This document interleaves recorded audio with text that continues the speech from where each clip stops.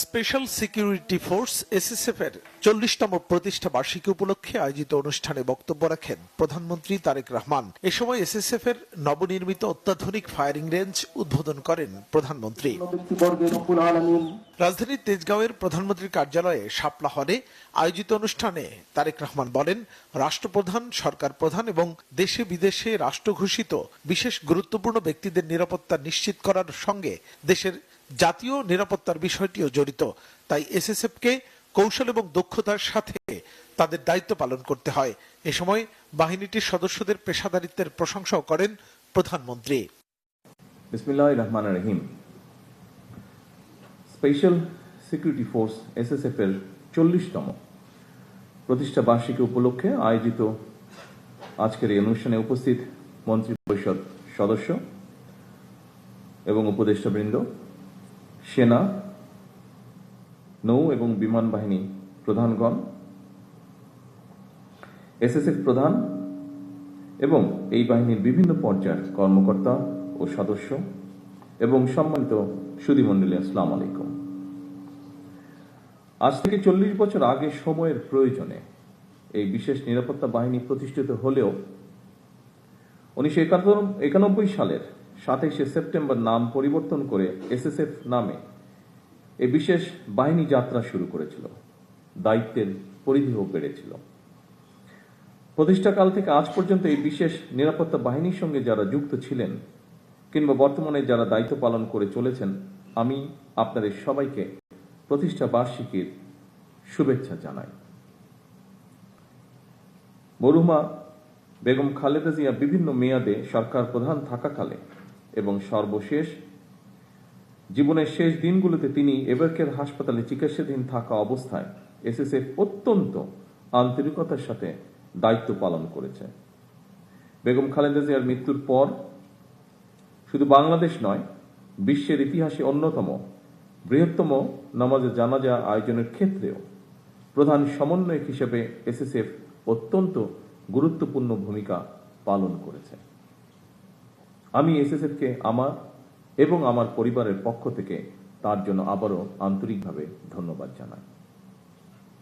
উপস্থিত সুধীবৃন্দ, সরকার প্রধান হিসাবে বর্তমানে প্রতিদিন প্রতি সময় আমি এসএসএফ এর কার্যক্রম সরাসরি প্রত্যক্ষ করছি।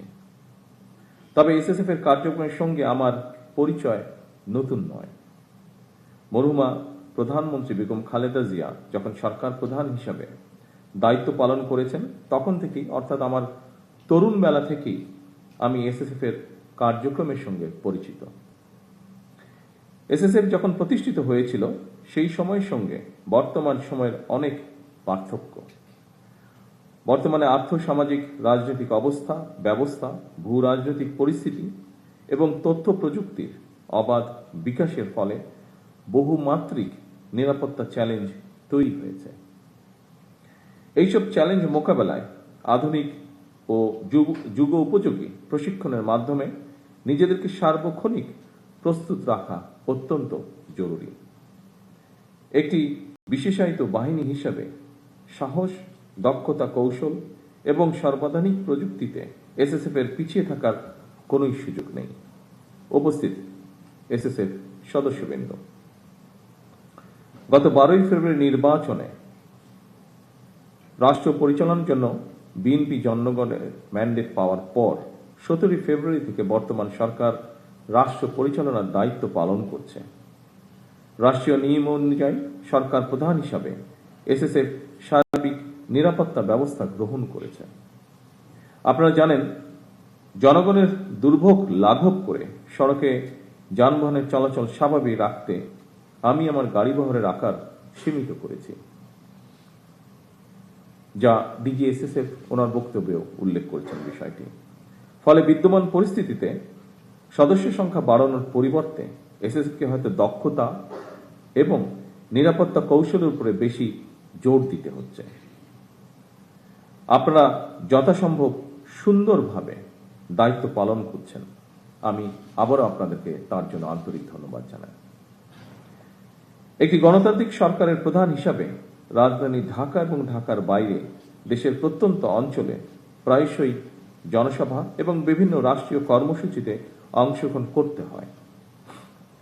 এই ধরনের অনুষ্ঠানে ব্যাপক জনসমাগমের মধ্যে নিরাপত্তা নিশ্চিত করা কিছুটা জটিল বৈকি।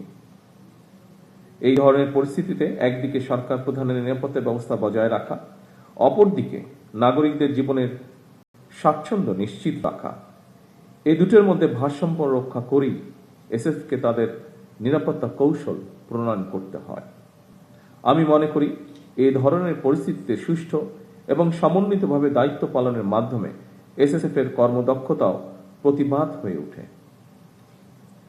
উপস্থিত সুধীবৃন্দ, এসএসএফ এর প্রতিষ্ঠা বার্ষিকীর এই দিনে আমি আমার একটি বিশেষ দৃষ্টিভঙ্গির কথা আপনাদের সঙ্গে শেয়ার করতে চাই। একটি গণতান্ত্রিক সরকারের প্রধান হিসাবে জনগণের বিশ্বাস এবং ভালোবাসার উপরেই আমার সবচেয়ে বেশি নির্ভরতা। সুতরাং নিরাপত্তার ঘেরাটোপে যাতে সরকার প্রধানকে জনগণ থেকে দূরে ঠেলে না দেওয়া হয়, এই সফিস্টিকেটেড বাহিনীর হিসাবে সেদিকেও বিশেষভাবে লক্ষ্য রাখার জন্য আমি আপনাদের প্রতি বিশেষভাবে আহ্বান জানাই। উপস্থিত সুধীবৃন্দ, কিছুদিন আগেই আমি এসএসএফ এর নবনির্মিত অত্যাধুনিক ফায়ারিং রেঞ্জটি উদ্বোধন করেছি। উদ্বোধনী মহড়াও প্রত্যক্ষ করেছি। পেশাগত কর্মদক্ষতা বাড়াতে নবনির্মিত এই ফায়ারিং রেঞ্জ নিঃসন্দেহে বিশেষ ভূমিকা রাখবে। আমি আশা করি নিরাপত্তা কৌশল প্রণয়ন এবং নিজেদের পেশাগত দক্ষতা বাড়াতে আপনারা এই ফায়ারিং রেঞ্জের সর্বোত্তম ব্যবহার নিশ্চিত করবেন। 2002 সালের পরে এসএসএফ এর রেড বুক সময়ের চাহিদায় অনুযায়ী পুনরায় সংস্কার করে বর্তমানে আরো আধুনিক এবং সময় উপযোগী করা হয়েছে।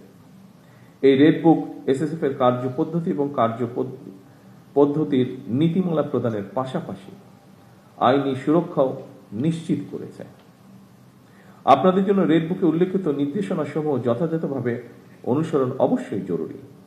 তবে রেড বুকের নির্দেশনার পাশাপাশি সময় এবং পরিস্থিতি বিবেচনায় প্রয়োজনীয় তাৎক্ষণিক সিদ্ধান্ত গ্রহণ এবং বাস্তবায়নেরও সুযোগ রয়েছে।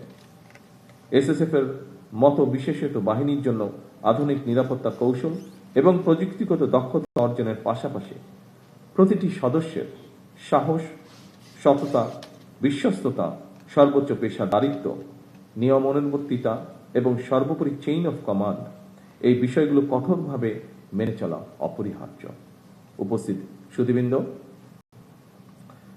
রাষ্ট্রপ্রধান, সরকার প্রধান এবং দেশে বিদেশে রাষ্ট্র ঘোষিত বিশেষ গুরুত্বপূর্ণ ব্যক্তিদের নিরাপত্তা নিশ্চিত করার সঙ্গে দেশের জাতীয় নিরাপত্তার বিষয়টিও জড়িত। সুতরাং নিরাপত্তা ব্যবস্থা সুদৃঢ় করতে দেশের অন্য সকল নিরাপত্তা আইন শৃঙ্খলা বাহিনী, গোয়েন্দা সংস্থা এবং বিভিন্ন মন্ত্রণালয় সমন্বয়ের মাধ্যমে এসএসএফকে নিরাপত্তা কৌশল নিশ্চিত করতে হয়। আমি মনে করি সমন্বয় যত বেশি দক্ষতার সঙ্গে করা যায়, নিরাপত্তা ব্যবস্থাও তত বেশি সুচারুরূপে সম্পন্ন করা সম্ভব হয়। দেশের সেনা, নৌ বিমান, পুলিশ এবং আনসার বাহিনীর মধ্য থেকে দক্ষ কর্মকর্তাদের বাছাই করে এসএসএফ গঠন করা হয়। এরপর আপনাদেরকে গুরুত্বপূর্ণ ব্যক্তিদের নিরাপত্তার জন্য আপনাদেরকে দেশে এবং বিদেশে উন্নত মানের প্রশিক্ষণ গ্রহণ করতে হয়। আধুনিক বিশ্বের সঙ্গে তাল মিলিয়ে এসএসএফকে আরো কর্মদক্ষ করে গড়ে তোলার লক্ষ্যে সরকার প্রয়োজনীয় সব ধরনের পদক্ষেপ অব্যাহত রাখবে ইনশাআল্লাহ। উপস্থিত সুধীবৃন্দ, আরো একটি বিষয়ের উপরে আপনাদের দৃষ্টি আমি আকর্ষণ করতে চাই। অবশ্যই আপনারা গুরুত্বপূর্ণ ব্যক্তিদের নিরাপত্তাকে সর্বোচ্চ প্রাধান্য দেবেন। তবে দায়িত্ব পালন করতে গিয়ে জনগণ যাতে কোন রকম রূঢ় ব্যবহারের শিকার না হন, সেদিকেও আপনাদেরকে বিশেষভাবে নজর রাখার জন্য আমি আহ্বান করব। আপনারা দেশের সর্বোচ্চ পেশাদারিত্বের সঙ্গে দায়িত্ব পালন অব্যাহত রাখবেন, এই প্রত্যাশা রেখে আমি আমার বক্তব্য শেষ করছি। আল্লাহ হাফেজ। বাংলাদেশ জিন্দাবাদ।